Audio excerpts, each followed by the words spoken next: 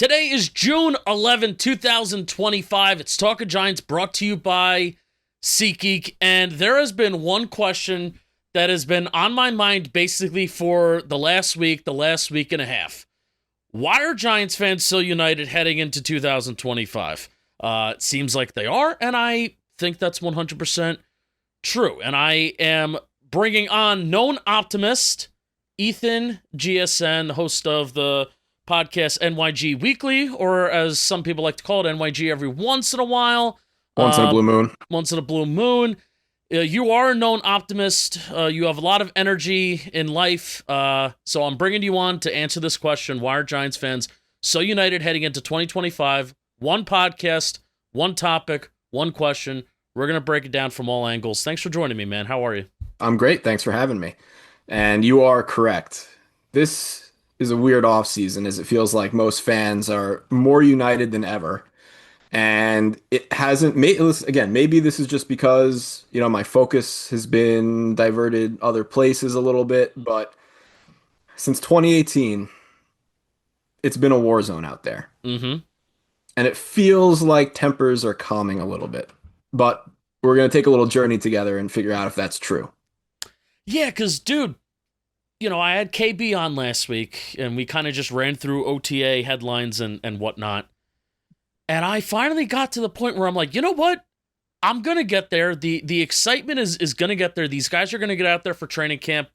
They're eventually going to announce these days in June, probably mid to late June. So that's coming up. They're going to announce these days for training camp. And then once I fully get out there again, it's like, all right, football's back. I'm back in it. Like, let's rock and roll. But these last couple years, especially getting excited after 2022, it really punched me in the gut hard. And I'm not ready to fully commit back in yet. And even we ran a poll, like the Talk of Giants count ran a poll all throughout the season last year, where at the bye week, 31% of people believed that Joe Schoen should be fired, and then Brian Daboll, 29%.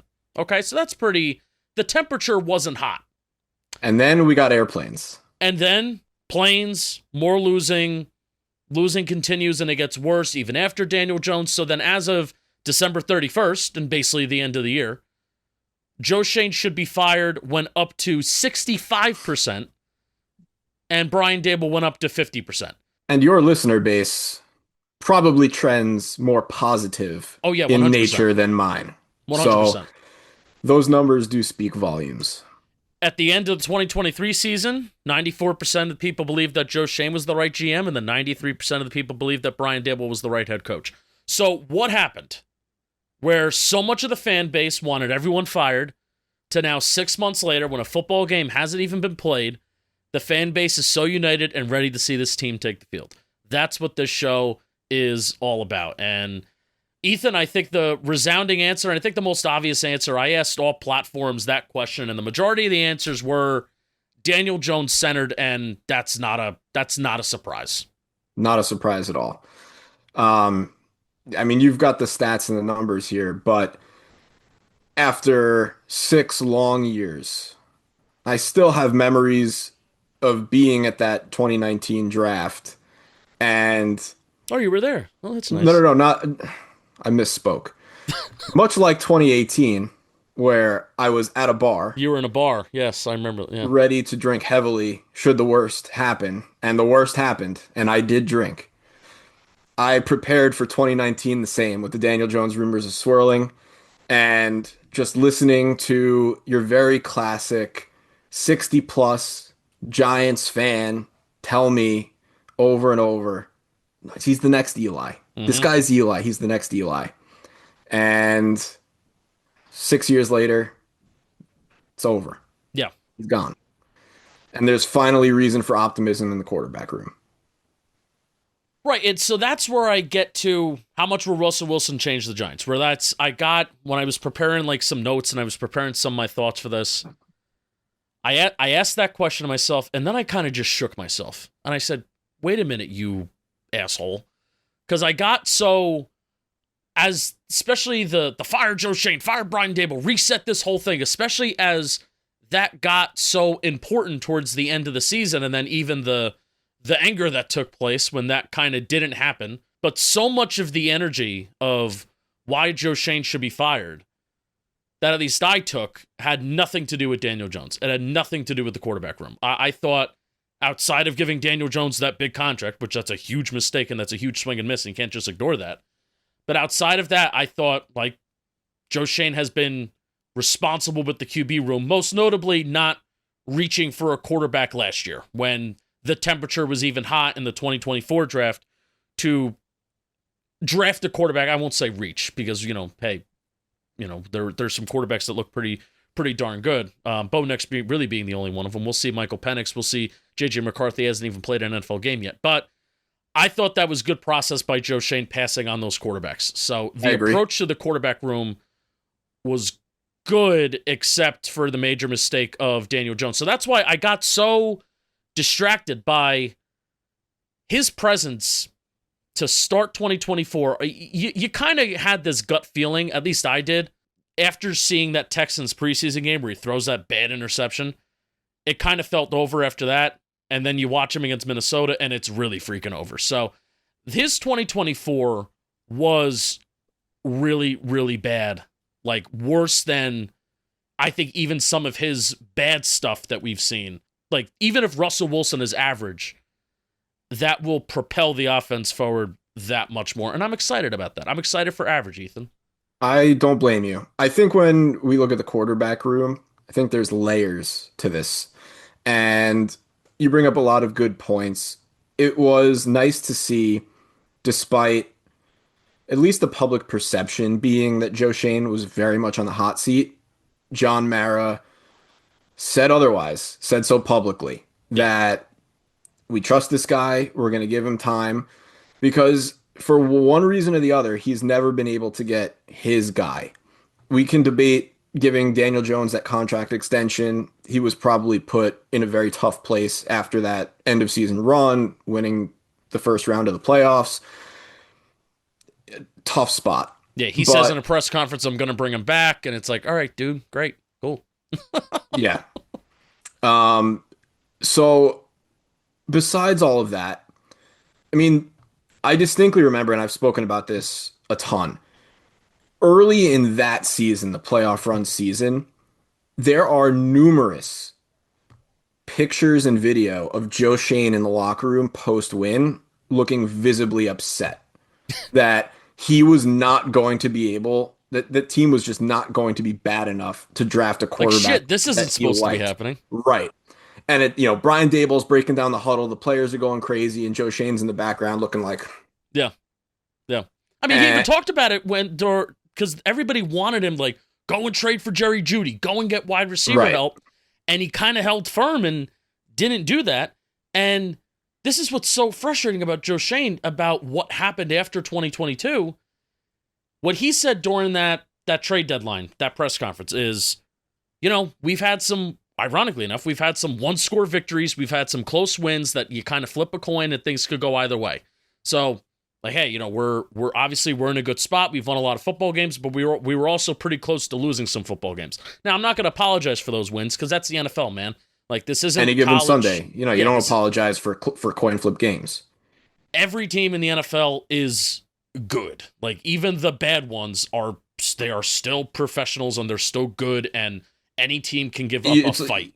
It's like you look at the DraftKings board and you see, the 3-10 Giants are only plus 2.5 against a team with a winning record. You're like, huh? Okay.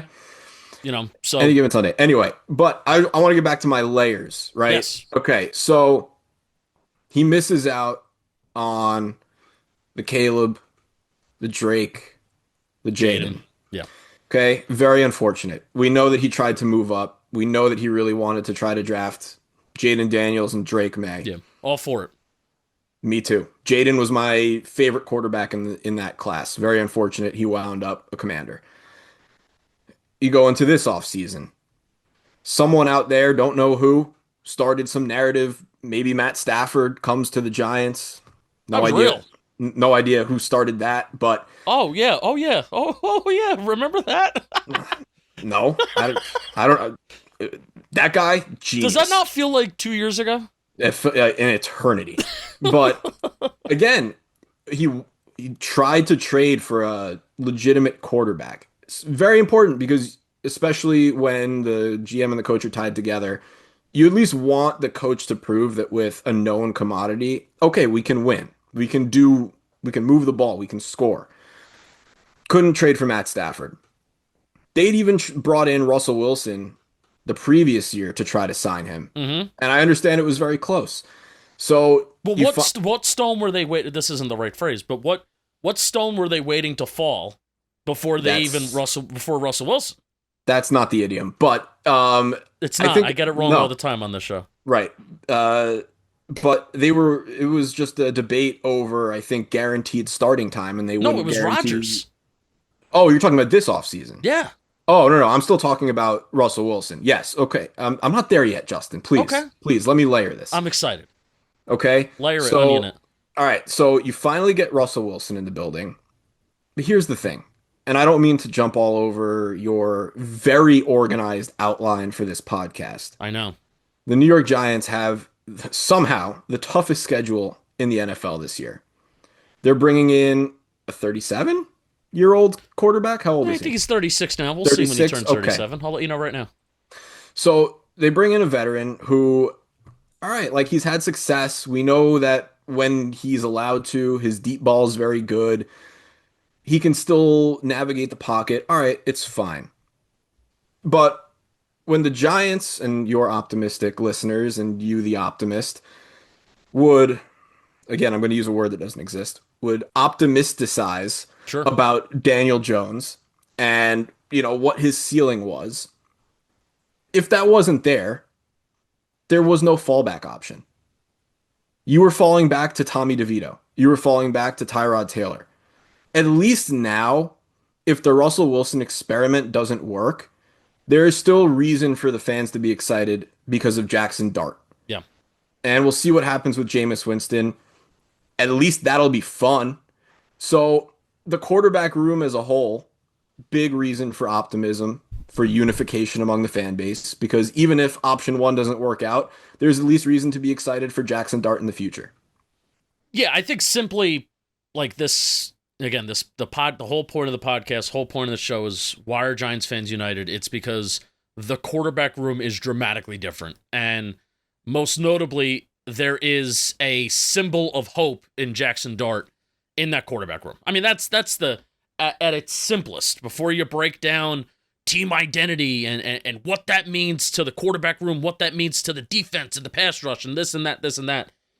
Simply, that's the answer to the question. Now, I think, like you said, there's even layers to that, where I think it's fair to say Daniel Jones' ceiling, at least my ceiling of Daniel Jones and what I wanted him to do, especially heading into last year. Forget heading into 2023, because there were way higher expectations.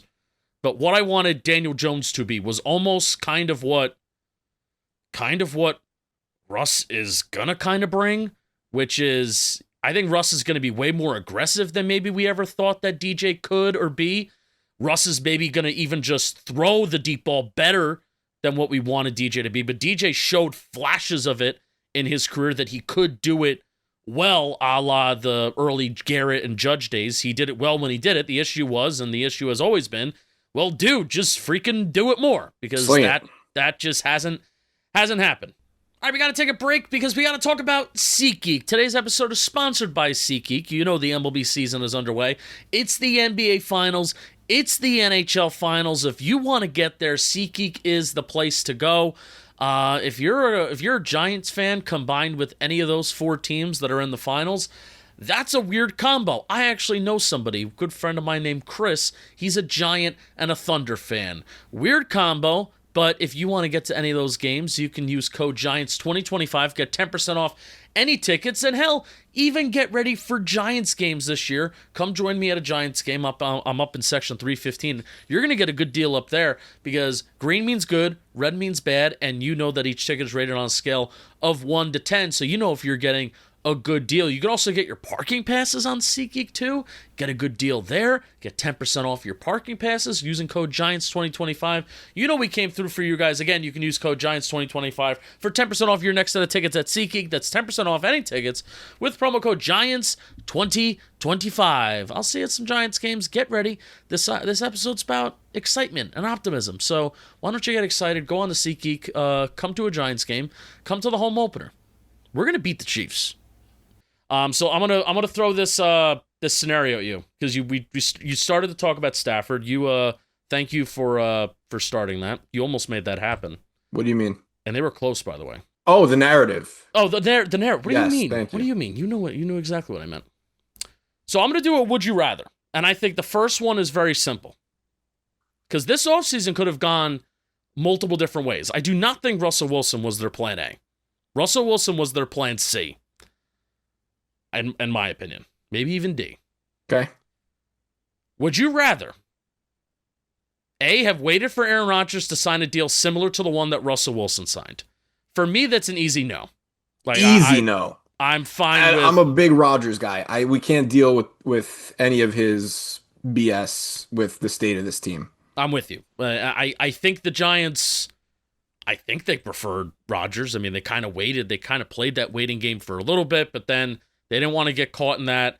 I find it to be utterly fucking hilarious that Aaron Rodgers signed with the Steelers probably the second the voluntary practices ended. Like, it was early afternoon.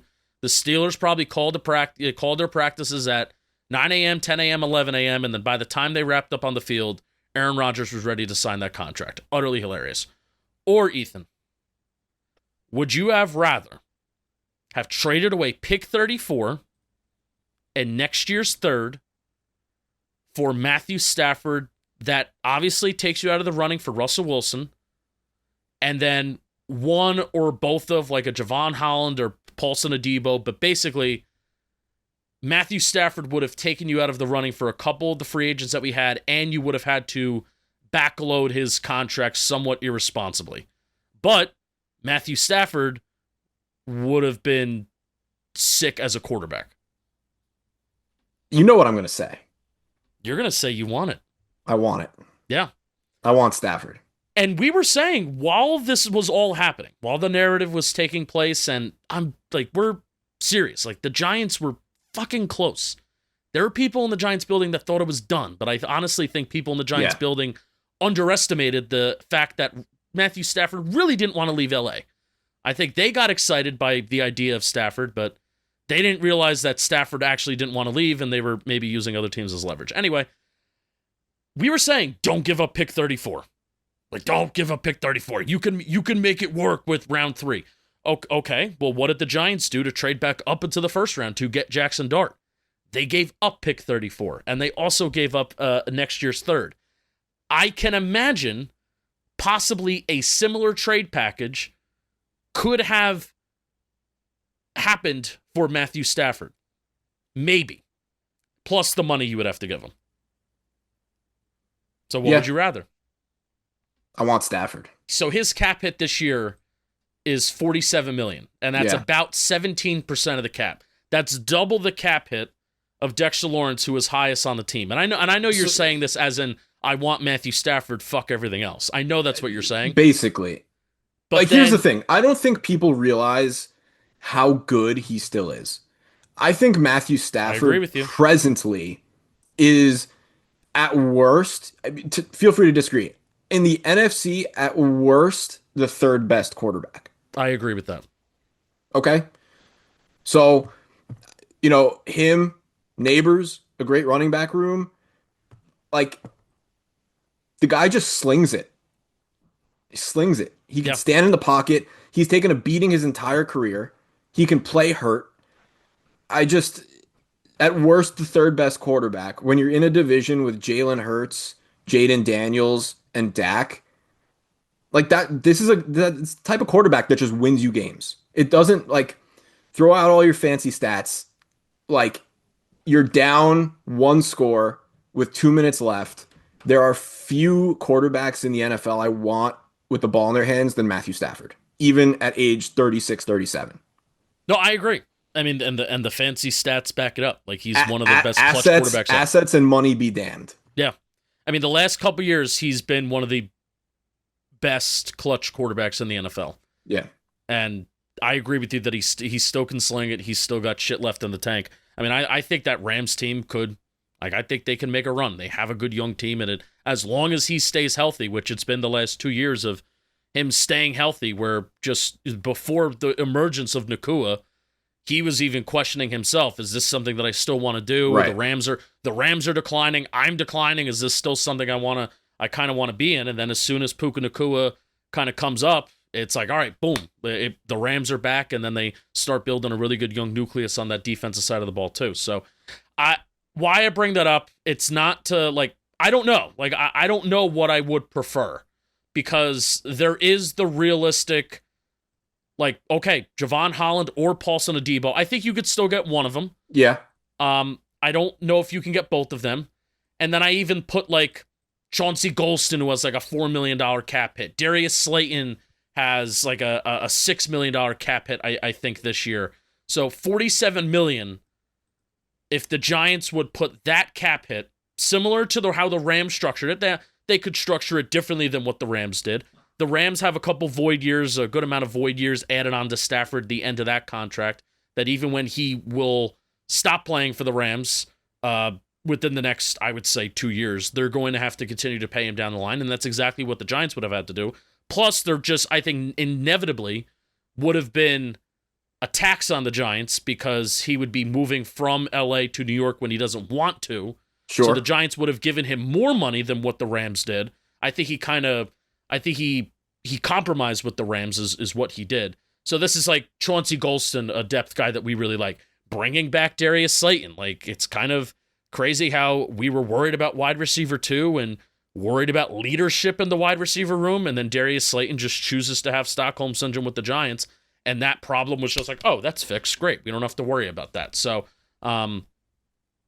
like, those guys and those moves may have not been able to happen, or the Giants aren't one of like 2 or 3 teams in the NFL that have no players with void years or debt, or like real bad dead money down the line, which that is something that if there's one thing I respect Joe Schoen for this offseason, it is he did not put us in a situation where if he's fired, we're going to have, the Giants have terrible cap space for the next 2 years that they got to dig themselves out of. That is not a talking point for Joe Schoen the next couple years, or even any GM for the Giants the next couple years, this hellish cap situation, because there's dead money in void years. The Giants don't have anything right now. Now, that's also why they have no cap money right now.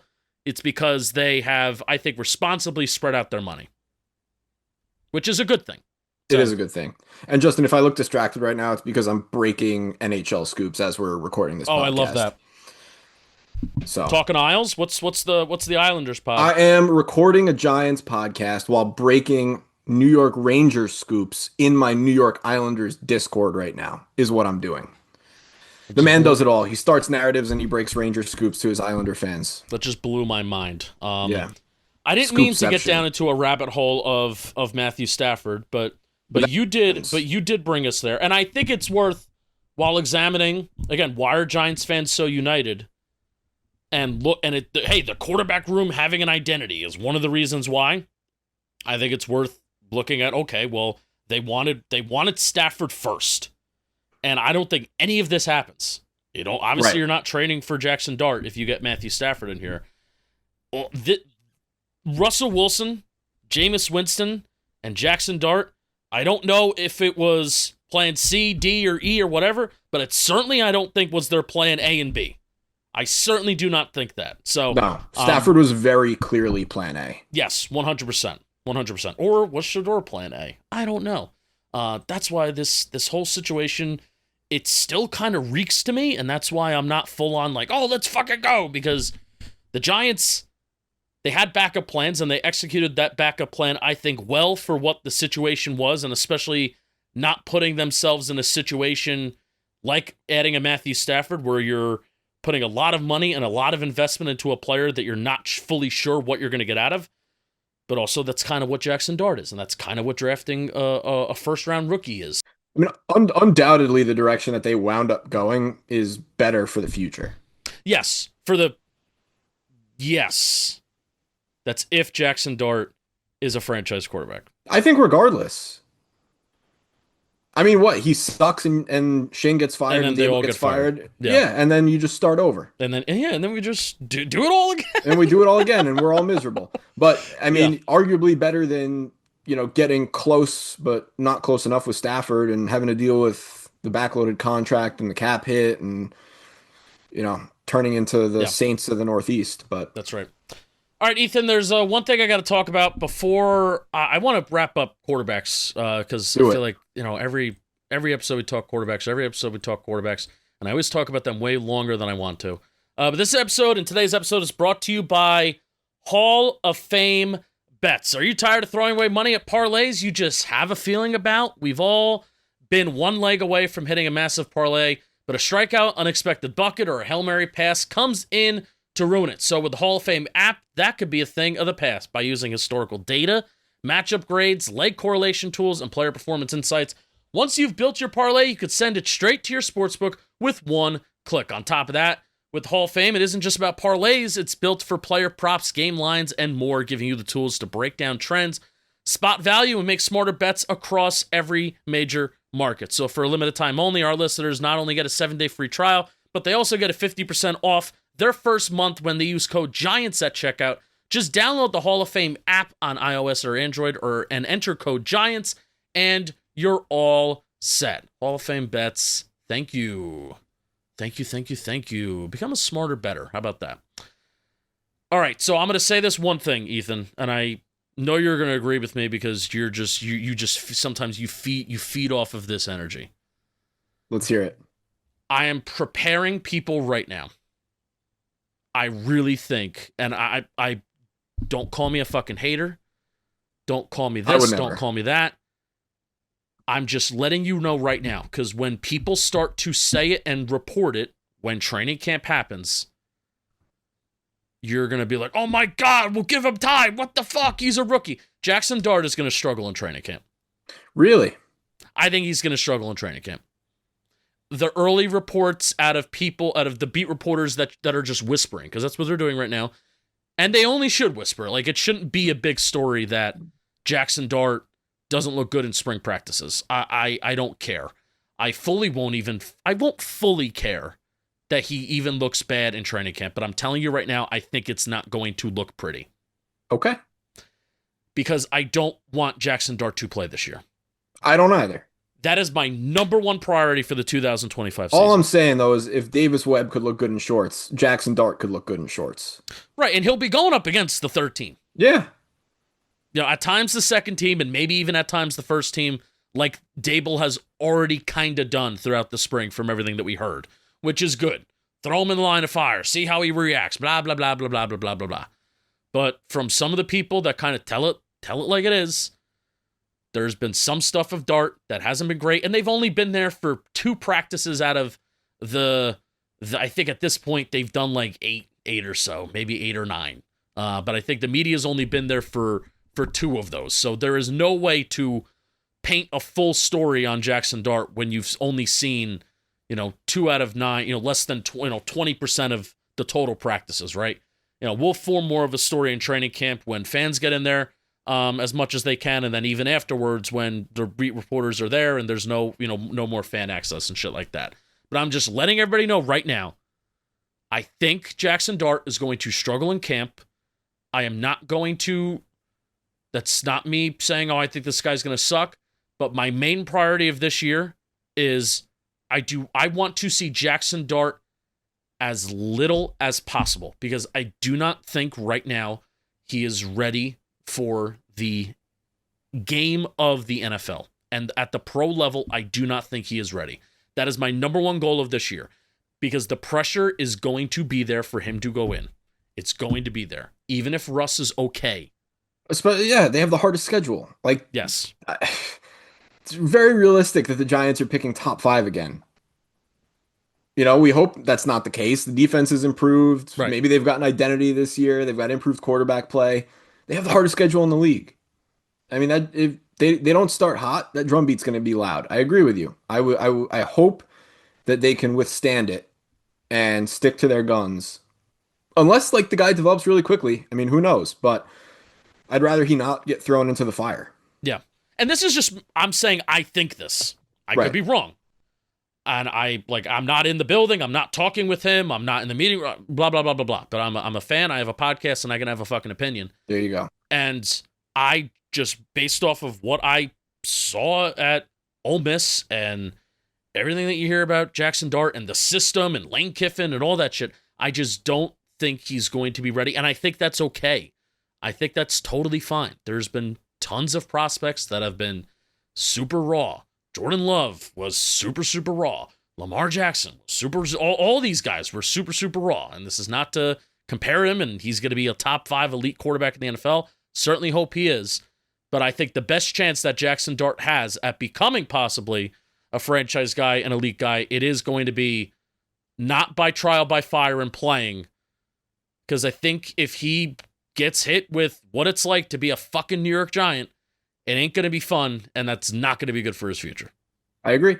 We're on Perfect. the exact same page. I don't want him seeing the field this year. Very quick. I wanted to talk about this the last 2 episodes. Pat Leonard put out an article a couple weeks ago at this point where he really criticized the Giants' lack of identity, and that's a word that I feel like a lot of fans are uniting around, that the Giants do have an identity, whether it be in the quarterback room, as a draft class, there's an identity of just a bunch of psychopaths. The defense has an identity with the pass rush that is not just fan talk of it being good, it's like legit good. It's like top 5 in the NFL, maybe even like top 3 as like a complete unit. So, but Pat Leonard put out a pretty strong article a couple weeks ago. The Giants lack an identity in the quarterback room without Daniel Jones. Now, this isn't even to like. Yes, they do. I don't want to shit they on. They lack the identity of being good. But that was even with Daniel Jones that they lacked that identity too. I'm saying that this quarterback room has the potential to be good. Oh, okay. I thought you were saying this quarterback room lacked the identity of being good, which also could be true. It's possible. I'm hoping they're average. Like, dude, all I want is average. Same. All I want is average. We're not asking for a lot. Everything, like, do you know how much better average will look? Tremendously better. They will win. They will win football games this year. And more, 6 minimum. If everything is just average. I agree. Because that's kind of what happens in the NFL. It's kind of what happens. God forbid we're not 30th in an important offensive metric. But I really and this isn't like, my intention isn't to shit on Pat Leonard or anything like that. That's not my intention. He put out a strong article and a strong opinion, and I kind of want to. Well, that's what he does. It's what he does, and I respect it. I kind of want to move past that phase of shitting on Pat Leonard as much as this show possibly can. But I really could not disagree with that take more, and here's why. Because I think every player in that quarterback room accepts the current role that they have. It's a unique situation. It's a weird situation. Yes, but I think Russ accepts what this is. I think Jameis accepts what this is.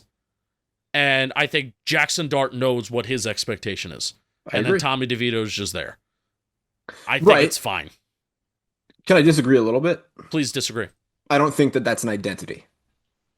I don't think knowing your role is an identity. I think what you said is a good thing. I agree with it. But if you were to pick an identity for this team, or what you would project it to be, it's very clearly the defense. In particular, the pass rush. Yeah. It's obvious. Right? You got Carter, Kayvon, Burns, Dex.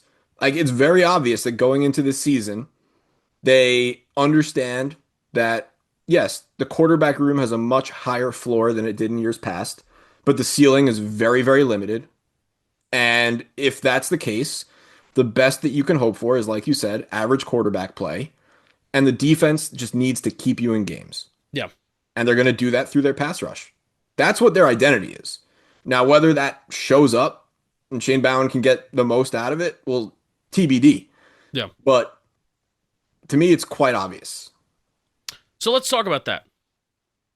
I I did some digging on the 2016 Giants today. Oh, did you? I did. Dude, they were good. Yeah. I mean, that Giants defense carried and Odell Beckham Jr. in that offense. But that offense, Yes. that offense was bad. And it just had The offense was Odell Beckham Jr. it had a superstar player in Odell Beckham Jr. carrying them to 10 to 17 points every week. But that Giants defense in 2016, they were fourth in EPA per play. They were first in points per drive. I love looking at rates. They were first in points per drive. They were third in third down defense. They were first in as a red zone defense, second in yards per rush attempt, and third in total rush yards. So, I mean, basically the question that I kind of have as we're rallying around the defense, we're rallying around a pass rush. Can this Giants defense carry a possibly average to below average unit in this Giants offense? And is it good enough to do what it did in 2016? When you lay it all like that, fourth in EPA per play, first in points per drive, and the rest of the stats that I said, I'm going to say no, because I think they can be good, but I don't think they can be that good. But also, what is stopping this unit on paper from doing that? There shouldn't be much. I don't think that the defense needs to be elite. I think it just needs to be, I don't know. But shouldn't it be? On paper, sure. It kind of should be. I agree. I think it just needs to be very good. I don't think it needs to be top 5 in every category, between 5 and 10. Like, do you disagree? I just think that the offense's floor is now high enough with the quarterback room that you don't need to be like number 1 in sacks and number 3 in tackles for losses. And obviously you hope that there's some positive regression on the interception front. Please, God. But that should come with the improved pass rush. So yeah, I agree with that. I think going unit by unit, this was fun for me to think about too. Unit by unit, I think the run defense, like 2016 has that advantage, 100%. And the run defense for this year's team is my biggest defensive worry heading into the year. The pass rush in 2024 gets the major edge. That pass rush, while it had Olivier Vernon and JPP, neither one of those guys broke 10 sacks, and they did not have an interior.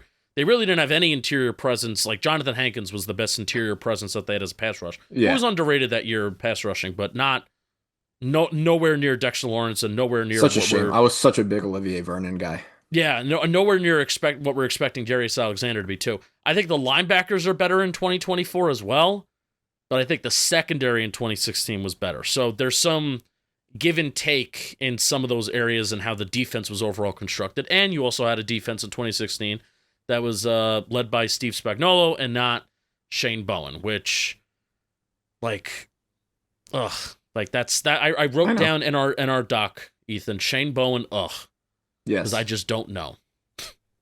It's tough to know. I mean, I think we know. We don't want to know. And I think your point was great, where maybe not that top 5 at that elite state, but this Giants defense could be responsible for wins. Even if it's not like, hey, leading the Giants to an 11-5 season and leading them to that winning record and winning in your division. They beat Philly that year. They swept Dallas, shockingly enough, even though the only 2 games that they lost in 2016. So even if it's not that, carrying them, I think a safe landing spot is this defense should be expected, and they should, 100% should be expected, to win the Giants certain games this year. Yeah, I think so. I mean, I think what gets lost in a lot of the conversation about Bowen is that he was very much not Brian Dable's top choice or even second choice or probably third or fourth choice. Not even the preferred choice to bring back this year, since the owner, right? The owner basically called out Shane Bowen more than he called out Brian Dable this past offseason. Right. And everybody thought that he was going to get fired, and then they kept him. Well, that's the problem, is that going into an offseason like this, Brian Dable and Shane didn't have the equity to fire and then rehire another defensive coordinator, and who would even want to come here Right. with a coach and GM on a hot seat? So that's really what it boils down to. He's a guy that they didn't even really want, and he's here, and they couldn't fire him for optic reasons, but he's still here, and now he's got this elite pass rush. Yeah. So I don't know. I feel like that gets lost in the shuffle of the optimism. Yeah. And if you want to like bring like something to your friends, your family, whatever, you're talking Giants and you're like, oh well, that defense and that run defense, I don't know, they were that bad last year. Can they really turn it around? And I think the area in which, and I think Bowen's even talked about it, the area in which as a unit they have to fix up is, the explosive just killed them. Like, they were third in the NFL in tackles for loss last year. They actually stuffed running backs at a much higher rate than you would think, but it was the issue of, every fourth, fifth carry, you're allowing runs of 5+ yards, 10+ yards, or even the 20+ yard runs that would just kill you. And then the missed tackles on the back end by your linebackers and your safety, your cornerbacks that don't know how to play the run, et cetera, et cetera. So it wasn't that they always just got killed.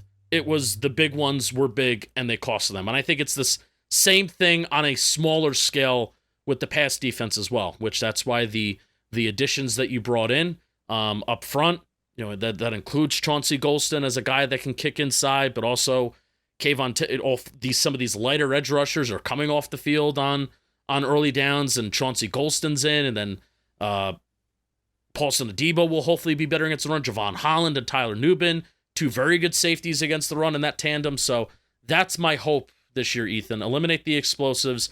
Let them run as many plays as they maybe want. Eventually the Giants are going to get their sack. Eventually the Giants are going to force a negative play, and then that's going to put them in a good spot to give the offense the ball back. Yeah. Boom. Justin SMG. just solved the Giants. I solved the Giants' defensive issues. Don't allow big plays. That's what it boils down to. I'm very smart. Ethan, I'm going to talk to you about something. Okay. Today's episode is sponsored by Hims. That's right. It's an ED ad, Ethan. And man, if ED is getting you down, you need Hims to get your confidence and other things back up. Hims provides access to treatments that can help you stay had and last longer, so you can be ready whenever the mood strikes. Hims is changing men's healthcare by providing you with access to affordable sexual health treatments from the comfort of your couch. The process is 100% online, so there's no need for uncomfortable doctor's visits. Start your free online visit today at hims.com/giants. That's HIMS.com/giants. For your personalized ED treatment options, hims.com/giants. The products mentioned are chewable, compounded products which are not approved by or verified for safety or effectiveness by the FDA.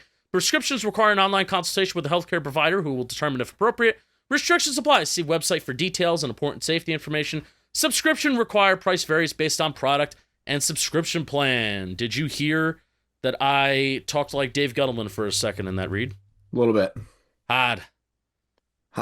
You ever miss him? Nope. I miss him all the time.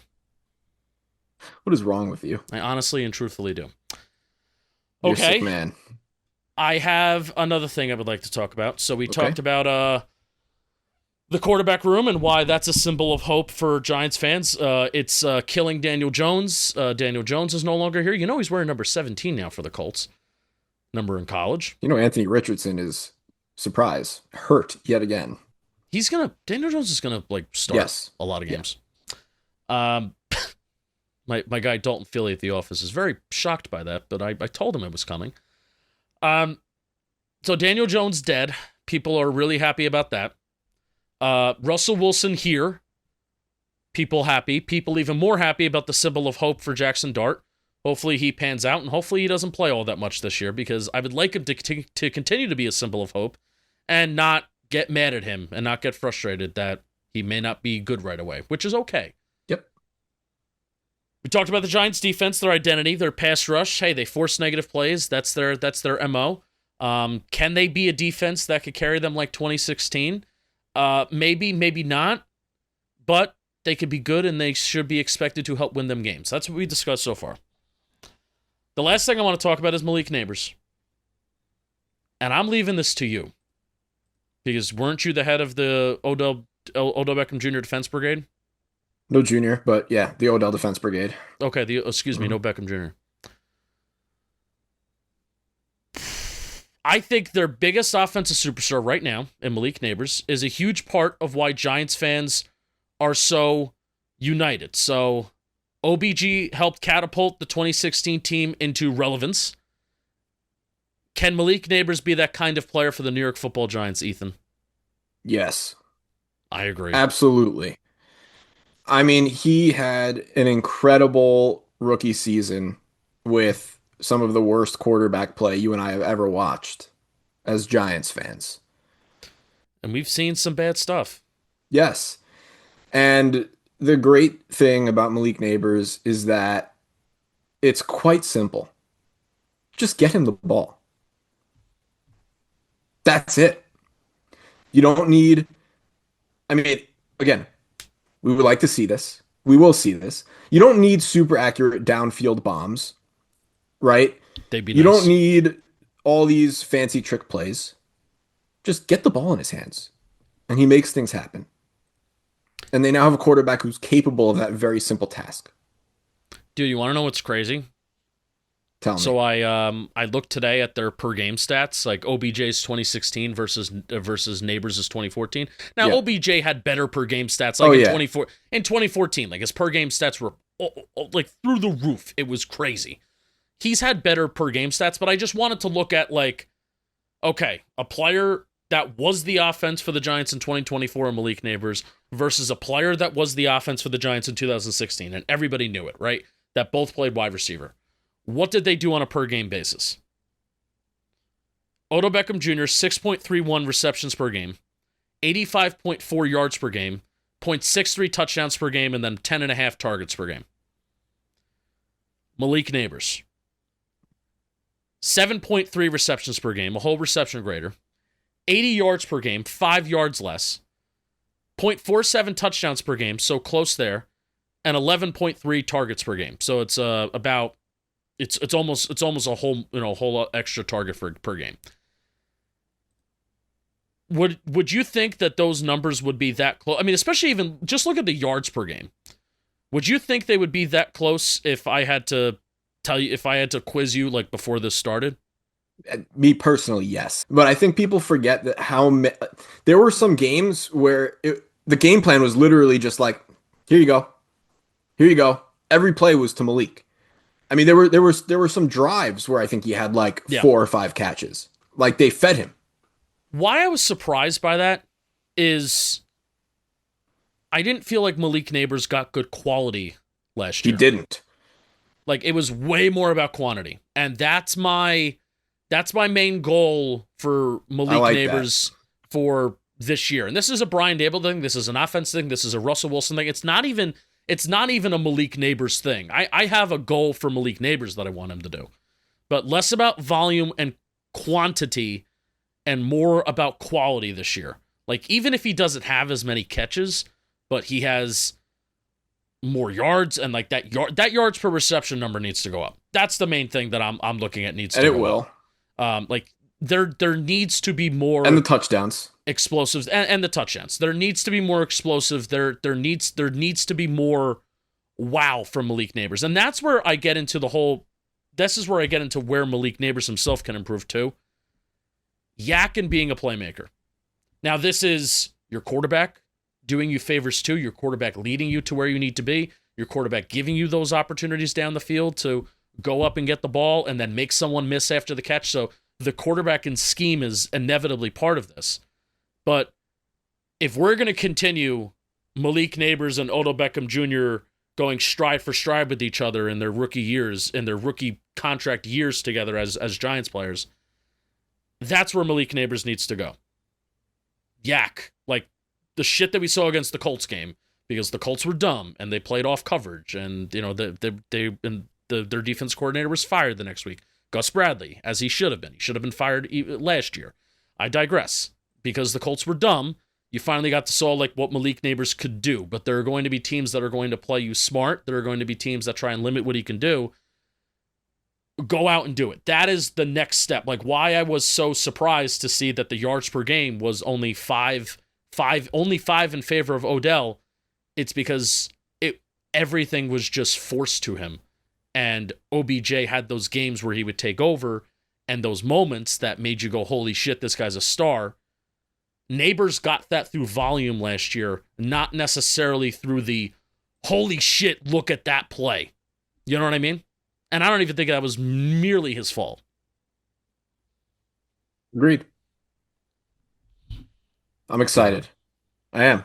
I mean, very, very few other thoughts on Nabers. He is the offense. Yeah. And now he has a quarterback able to get him the ball. Yeah. I think he should be the main offensive piece, the main offensive identity, and the main driver of the offense. He's not the only one, which is the nice thing. Like I think Russ is going to get a lot out of Darius Slayton. Darius Slayton is a guy that can, go all three levels of the field, short, intermediate, deep. Hey, Theo Johnson, year 2 jump. Cam Scatterby, partially what I think gets Giants fans excited too, and I don't think we're going to get a chance to talk about it. I may talk about it. I'm going to read some comments that we got there that were good too. I think what Giants fans get excited about is this draft class and the identity of the draft class and the psychopaths that come from it. Cam Scatterby is kind of like leading that charge of being the biggest crazy person out of all of them. So I think kind of all these things combined. Why are Giants fans disunited? Well, we just explored it in the last 50-some minutes. How do you like that, Ethan? Great. Can I read some comments that I ahead. liked? Read the comments. Because I asked people. I said, why are you excited? I didn't really put them in order. Some of these points we obviously talked about, but I want to give some shout outs to people. How about MB Rum 1? We always believed in Shane. That's debatable. That's probably why I screenshotted this. And now it's a veteran quarterback, which can't go wrong.